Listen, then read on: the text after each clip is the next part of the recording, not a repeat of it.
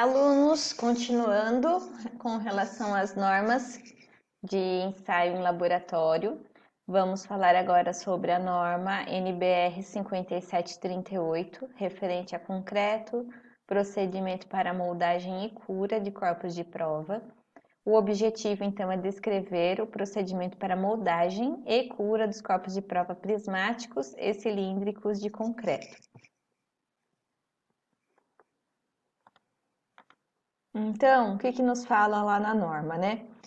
Os moldes cilíndricos, eles devem ser metálicos ou de outro material não absorvente e estanque, de formato cilíndrico com 10, 15, 20, 25, 30 ou 45 centímetros de diâmetro e altura equivalente ao dobro do diâmetro. Então, nessa foto ao lado aqui nós temos o que comumente nós vemos nos laboratórios, que é um diâmetro de 100 milímetros e uma altura de 200 milímetros.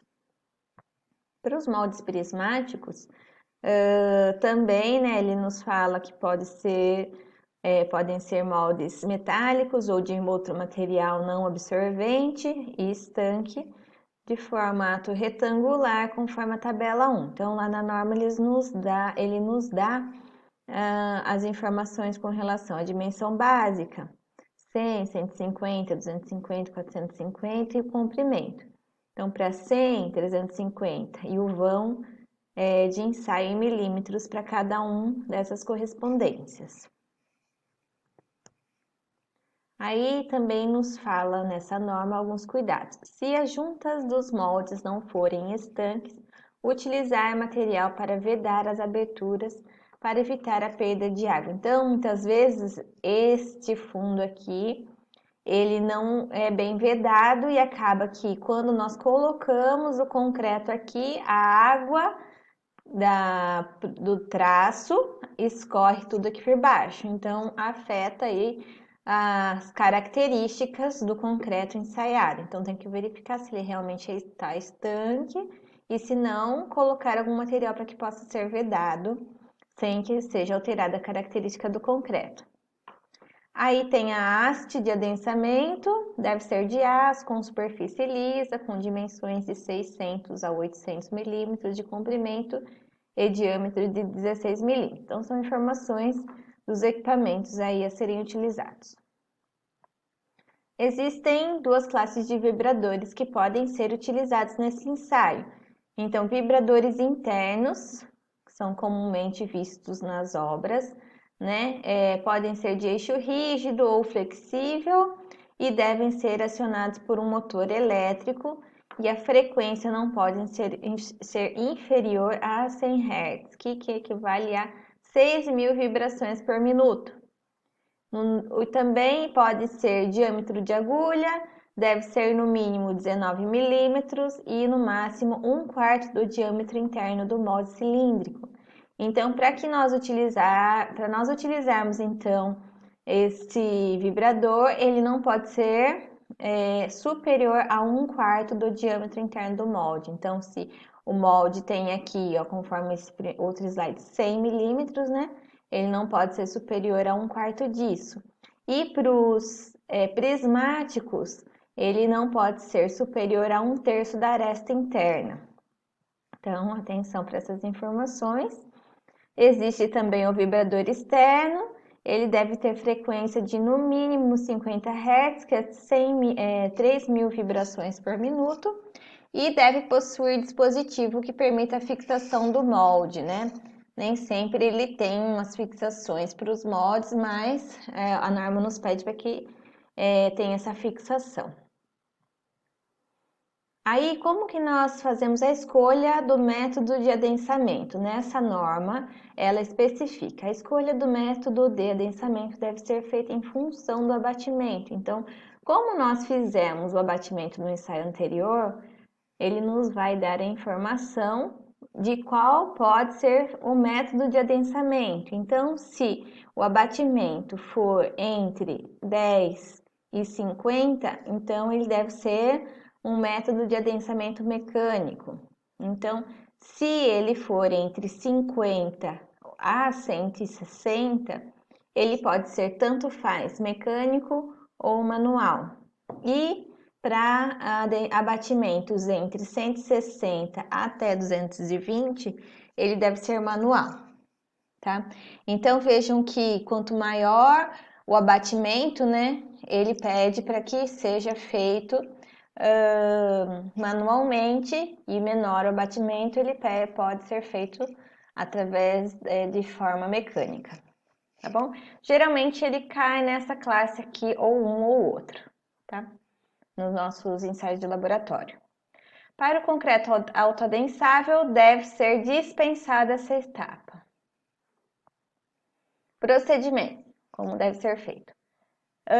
Revestir internamente com uma fina camada de óleo mineral ou outro material semelhante para manter lubrificada as paredes dos corpos de prova. Por quê? Porque como que ele vai ser desmoldado se não tiver essa parte lubrificada, né? Ele acaba danificando o corpo de prova. Se o adensamento for manual, o corpo de prova deverá ser moldado em camadas sucessivas com alturas aproximadamente iguais, conforme a tabela 3. Então, a norma nos dá essa tabela 3, que fala número de camadas para moldagem de corpos de prova. Então, para um corpo de prova cilíndrico, a dimensão básica dele é 100 milímetros, que será nosso caso.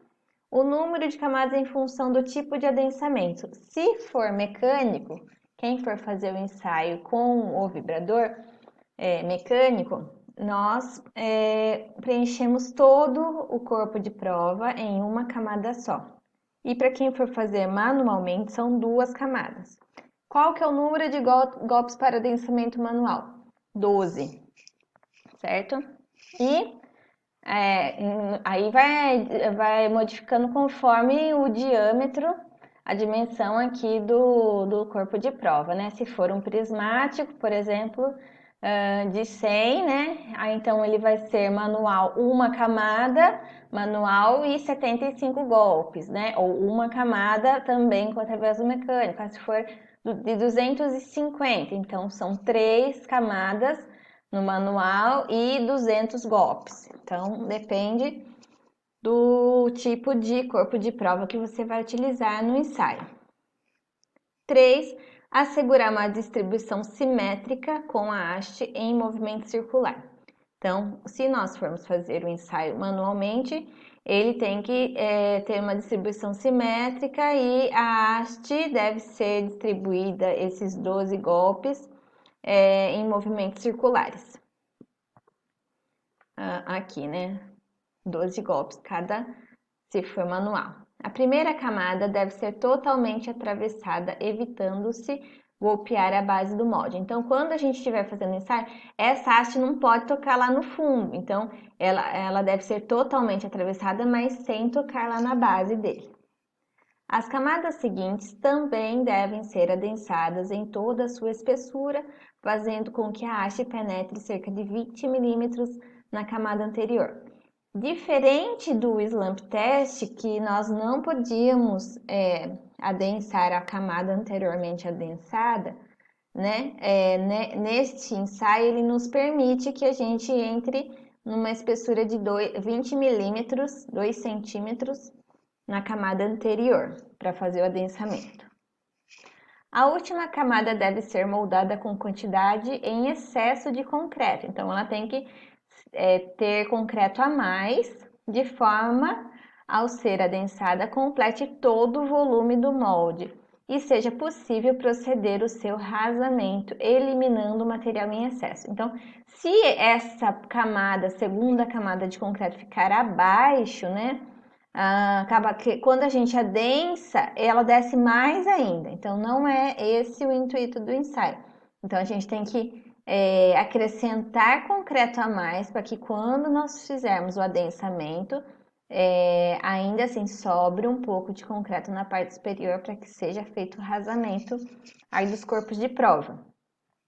Mais uma observação: em nenhum caso é aceito completar o volume do molde com concreto após o adensamento da última camada. Então, faltou um pouquinho, vou completar. a norma nos fala que não é aceito, né? Acaba que afeta a qualidade desse corpo de prova. Aí, o procedimento. Colocar o concreto no molde de acordo com a tabela 3, para o adensamento mecânico, né?